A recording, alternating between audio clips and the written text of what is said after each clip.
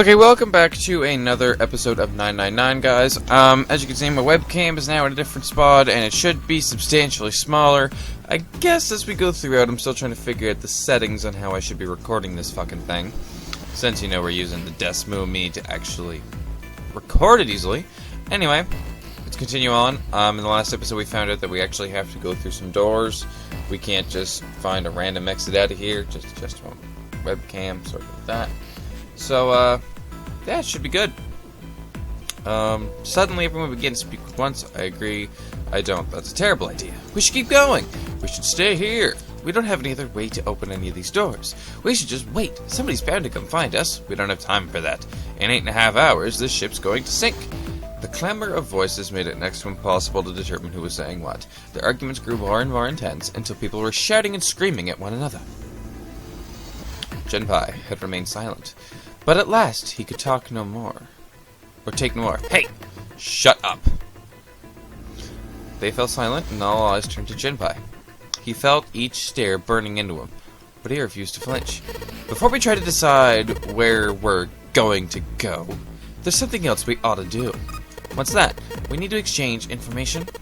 We don't know anything about each other. I want to know who you guys are. Who you are, where you came from. Why you ended up here. Don't tell me you aren't curious, too. They were silent. Some of them looked the other way, or bit their lip, or crossed their arms and stared at the ceiling. But one of them spoke up. It was Akane. I agree. I think Jumpy is right. Jumpy? Oh, I'm sorry. I'm talking about him. I just call him Jumpy. His name is Genpai. Well, Junpai or whatever, Fuck it. She pointed toward Genpai. We're childhood friends. We went to the same elementary school. Wait, stop. Don't tell us stuff we didn't ask you about. Zero's probably watching us right now. What are you going to do if he listens in? Would that be bad? Hell yeah, it would. We don't know how much that bastard knows about us. Maybe he just picked a bunch of random people to kidnap. If that is the case, then it'd be dangerous for us to let him know too much. If Zero knows who we are, he could go after our families. Maybe he'd tell us he had them to get us to do stuff, But we still need to know what our names are. It's going to be hard to talk to each other if we don't have names. Alright, then why don't we have a code names? To him, apparently it seemed like the obvious solution. Code names? Yeah, we'll each pick something. I'll be 7. 7. Why are you 7? It seemed a fair question. The mountain stuck out his left arm. Oh, because the bracelet number says 7. Oh, I get it. Yeah, it's a good idea. He smirked. Alright, I'm gonna be Santa.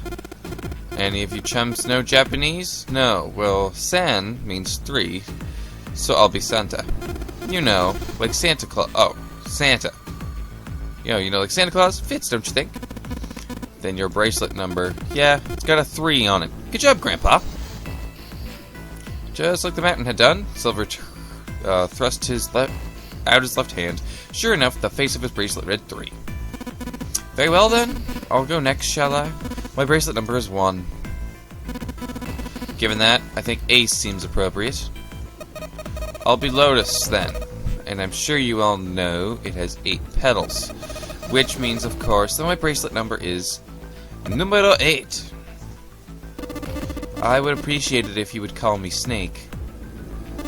My bracelet number is 2. Since Ace has chosen cards, then I shall choose dice. Snake Eyes, clearly, which is particularly relevant, given that I am blind. You're blind? Really? Okay. Honestly, I wouldn't have pitched him as fucking blind, but, I have to keep changing the webcam. My whole setup got kind of shifted. He kept his eyes closed during the entire ordeal, which suggested something strange, but to hear it said so casually was something of a surprise. Everyone seemed a little nervous at the prince's proclamation, but no one seemed to know how to react to it.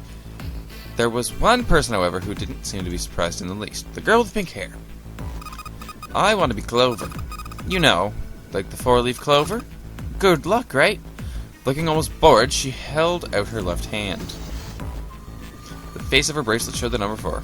They'd come around to Genpai. He held out his bracelet. Alright, my number's 5, so my codename's gonna be... Well, I have one. It's not like there are any... Oh, it's not like there's any point to it now. The dancer cut him off mid-sentence. I mean, we all know your name already. You're Junpei. Oh. They all nodded. Akane stepped forward nervously. Then you should all call me by my name, too. Because, I mean, it doesn't seem fair to Jumpy. You're thinking it's not cool for you to hide your name after you told us his? Akane fidgeted awkwardly. Junpei decided he had to do something. What's your bracelet number? It's 6. She hesitated for a moment, then held out her left hand. As she claimed, the bracelet's face showed a 6. Junpei looked at it for a moment and thought, alright then, why don't we call you June? June. Yeah, you know, it's the 6th month of the year. So you're June. Jumpy. Akane kneaded her hands and looked up at Junpei uncertain. He smiled back at her reassuringly. Are you good with that? She thought about it for a few more minutes, then seemed to come to a decision and gave Junpei a small nod. I like the name Jumpy. It's kind of better. It's easier to say. Their names decided. Junpei ran over them quickly in his head. Ace, Snake, Santa, Clover. 5 was Junpei's number. Akane was 6 and Junpei had given it the codename of June. 7 was 7. 8 was Lotus. That meant the 8 of them, including Junpei, had revealed their bracelet numbers. But there was still one person left. He was the man with the glasses and hair like a bird's nest. He hadn't said anything since they'd met on the stairs, and he didn't look like the sort of person who was inclined to conversation. His skin was pale, his breathing was heavy, and he was soaked with nervous sweat. His behavior seemed very suspicious, or perhaps simply emotionally unstable. It was difficult to tell. However the case, it seemed clear that he had only a fingertip's worth of a grip on his sanity. The girl with pink hair, Clover, walked up to him slowly. She put her hands on her hips and eyed him suspiciously. What number are you? He didn't answer. His bloodshot eyes twitched from person to person, and his breath came in hot pants. Hey, talking to you. The man licked his dry lips with a shaking tongue and spoke with a voice like odd paper. Isn't it obvious? There are 9 people here, and you all know the numbers 1 through 8 are, and I'm the only one left. So you're 9. Yeah? He extended a trembling arm. I kind of want him to die. The bracelet did indeed say 9. Clover looked at it contemptuously. What's your code name? Code name? What do you want us to call you? We all made up our names. You should too. I don't need one. Why not? Because I'm like going to stay in here with you. He stood. He took a shuddering breath and exhaled. Clover looked at him with something very like disgust. You've got some sort of plan? I do. Yeah, what's that? You sure you want to know? Yeah. All right. Let me show you. I'm going to do this. What the... For the time they realized what he was doing, it was too late to stop him. The man's body moved like a snake.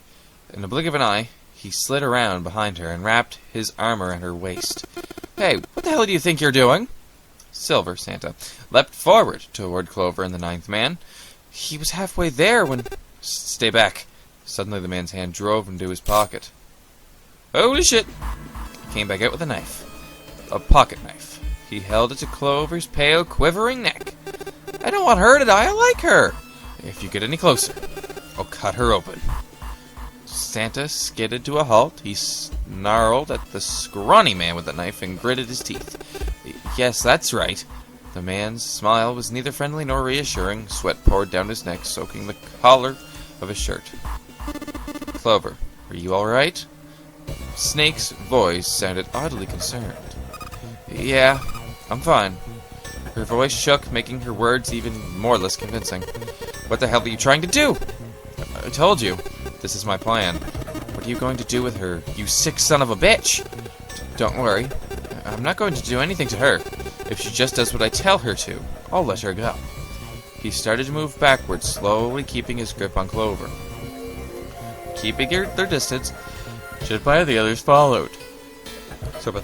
Eventually the man reached the wall. He gave a start, had his back, touched it, then glanced around quickly and spoke. Verify. The left. Look on your left. Do you see the device on the wall? Place your hand on the scanner panel, the round part. What if I don't? The man's nostrils flared and he looked like he was about to choke. Are you an idiot? What do you think? I could slit your throat right now. I'll kill you if I have to. All I need is their bracelet. Just do it! Do it now! He pressed the knife against Clover's neck hard. Slowly, she stretched out her left hand toward the device. Her back was on it. Her back was to it. And she had to feel around for a moment before she found the circular panel. It made a cold electronic noise, and on the display above her hand, an asterisk appeared. So that's how it works, Junpei thought to himself. Plastic woods pop. Or what the ninth man had called the scanner panel. The user's bracelet number would be entered into the device. Should you total the numbers on your numbered bracelets, and find that the digit root of that number is equal to the number of that door will open.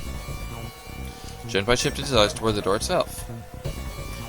5. The number on it was 5.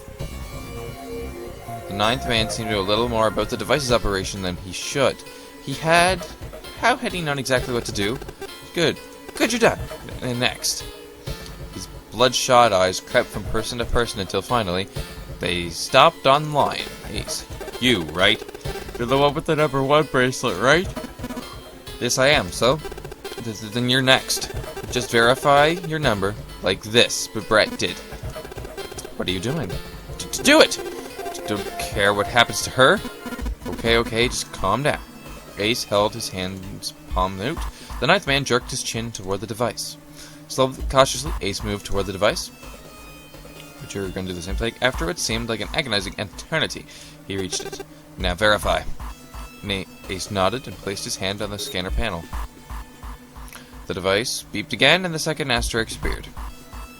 Now the device had Clover and Ace's numbers, 4 and 1. 4 and 1 equaled 5. The same as the number written on the door.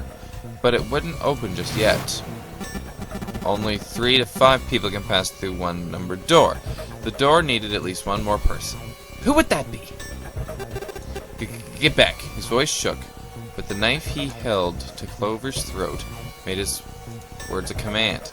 Ace took 2 and 3 steps. 3 steps back. No farther. More than that. Go all the way back. Oh, no farther. Okay. Slowly, Ace did what he was told. The ninth man's lips curled into a cruel, twisted smile. That was when Junpei understood his plan.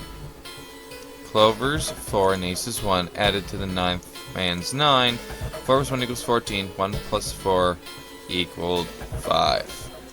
In other words... and he's gonna get through. Thank God you were also cooperative. Now I can get out of this in a nightmare. He pressed his hand against the scanner panel. The third asterisk appeared on the screen. He dropped his hand up to the lever on the side of the device and pulled. Boom! Not bad. The door opened with a heavy metallic groan. He let go of Clover. Wait. Junpei leapt toward the ninth man, but he wasn't fast enough. The man shoved Clover and hopped through the door.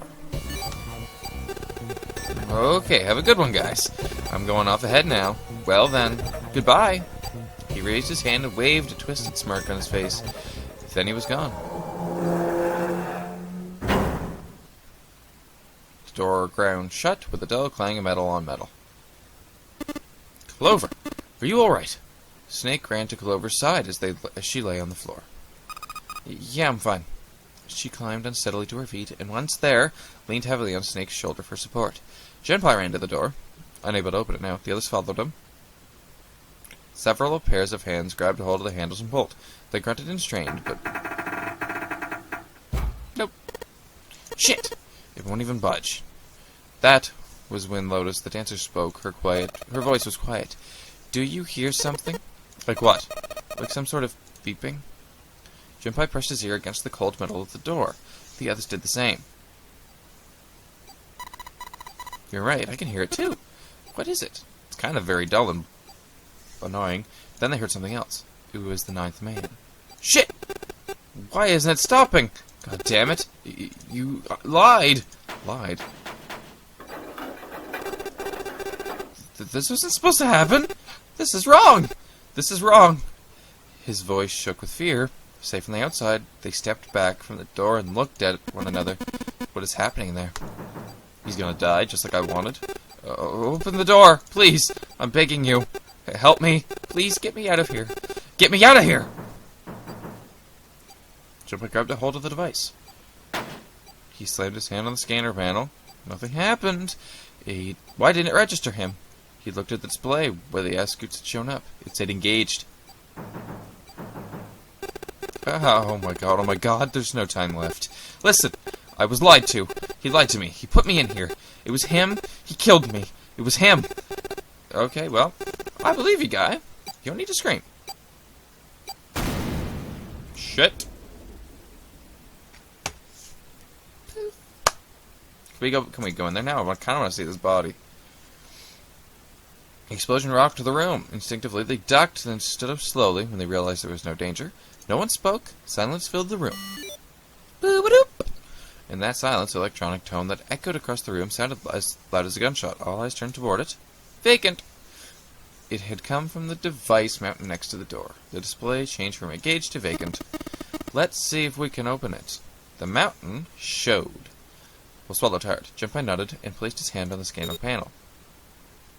The red asterisks appeared on the LCD screen. So that's a 5. Device registered. Junpei's bracelet number 5. He was not enough, however. At least 2 more people were needed. Junpei asked, which pair? Okay. 1 and 8. It'll be 1 and 8 because 1 and 8 is 9. And then plus 5 would be 14. Oh no, I could have done it no matter what. Ace, Lotus, do you think you can give me a hand here? The pun was a little too... Oh, the pun was a little too on the nose, but the mood was still grim. Both Ace and Lotus lifted their left hands silently. He verified, and she followed suit. 5 plus 1 plus 8 equals 14, 1 plus 4 equals 5. They fulfilled the conditions. If they were to pull the lever on the side. Are you guys ready? I'm gonna open it. Junpei grabbed the lever and looked back over his shoulder. They stiffened and nodded. Junpei nodded back and set his mouth in a grim line. Then he slowly lowered the lever. How dead is he? Is he dead? There was a metallic groan, and the door still slid open. A breath of air drifted out of it, carrying a stench that nearly made them gag. Junpei grimaced and put his hand over his mouth. Oh my god! Good god. Lotus and Ace shuddered. 7 grunted. Whoa! That's pretty bad. Even Santa's voice shook. He blew up. It appeared that Santa was right. The hallway on the other side of the door was splattered with chunks of torn flesh and dark red blood. Holy shit! They don't even color it pink like in Danganronpa. The shriek echoed across the room. It had come from June. Then her strength left her and she dropped. As Junpei tried to catch it, the door groaned shut.